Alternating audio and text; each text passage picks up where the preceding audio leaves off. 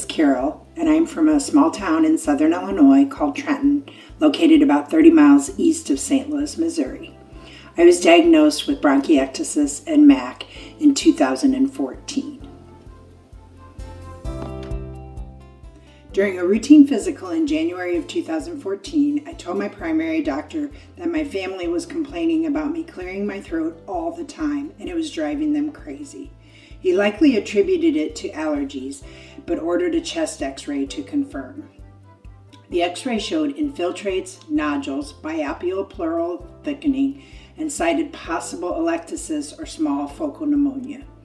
My primary referred me to a pulmonologist who ordered a CT scan in February of 2014, which called out associated bronchiectasis. After researching this lung disease I had never heard of, I obviously became very frightened and stressed. For the next 10 months, the pulmonologist followed me with quarterly CT scans, each showing worsening symptoms such as tree and bud, nodules, infiltrates, and atelectasis. During these 10 months, there was never an answer as to how I got the bronchiectasis, nor why my lungs were worsening as time went on. In July of 2014, the pulmonologist mentioned MAC lung disease, but would not agree to test me for it until December of 2014, when the CT reported possible atypical mycobacterial infection. On December 29th, I was notified that I tested positive for MAC. By this time, my primary got involved and referred me to St. Louis, where there were more opportunities for specialists that may be familiar with rare diseases. I was seen by a new pulmonologist and started the 3-drug regimen in January of 2015. Through various support groups for bronchiectasis and NTM, I decided to follow the protocol of seeing both an infectious disease as well as a pulmonologist, and I was able to locate an infectious disease physician who to this day is my absolute favorite physician because of his caring and kind demeanor. Unfortunately, I was refractory and remained positive throughout that year. Since my physicians were at Washington University, a teaching and research facility, he referred me to National Jewish Health in February of 2016. I received a thorough and complete workup, but unfortunately remained unresponsive to the drugs. My infectious disease then recommended me for a clinical trial for ARIKAYCE in late 2016, and I was enrolled and started ARIKAYCE in January of 2017. I turned negative the first month and remained negative throughout 2017 while on the ARIKAYCE. You can only imagine how excited and ecstatic I was to finally be free of this bacteria.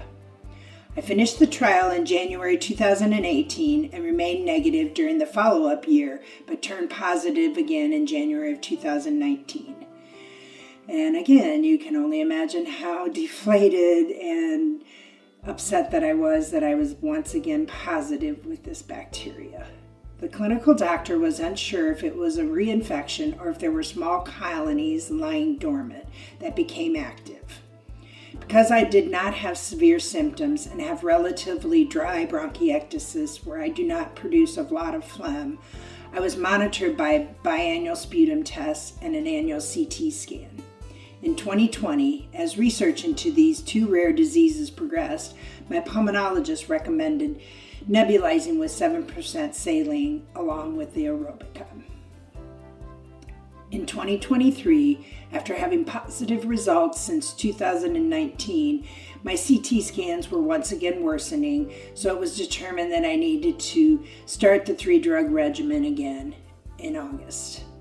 At this time, ARIKAYCE had been FDA approved. However, my insurance required 6 months of positive results before we would be approved. As luck would have it, I turned negative in October 2023, so I was cautiously optimistic. I've resigned myself to the fact that with bronchiectasis, I will always be subject to recurring MAC infections, which is very disheartening since I have made many lifestyle changes to try to avoid exposure. Just a month ago, after a routine follow-up and sputum test, I was informed I'm once again positive.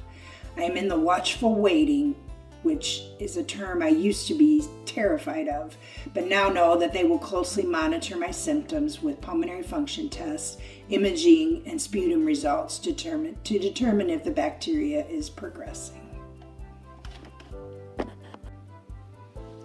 Managing daily life is tedious and time-consuming, just to say the least.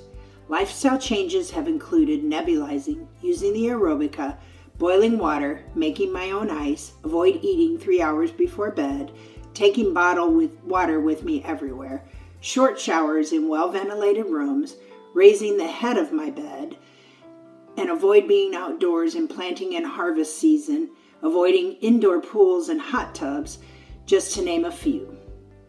My morning routine consists of strength training exercises before I eat to avoid reflux, then nebulizing 7% saline, then following up with the aerobica. Cleaning and sterilizing equipment is also done daily. I also try to fit in cardio exercise several times a week to keep my lungs exercised. Quarterly medical visits and follow-ups, writing notes, reading patient information, and attending webinars are also thieves of my time. My day is gone before it gets started. However, I realize that things could always be worse, and I am grateful that my disease is manageable. Take control of your lung health today. Visit the CCN website to find an expert in care and learn more.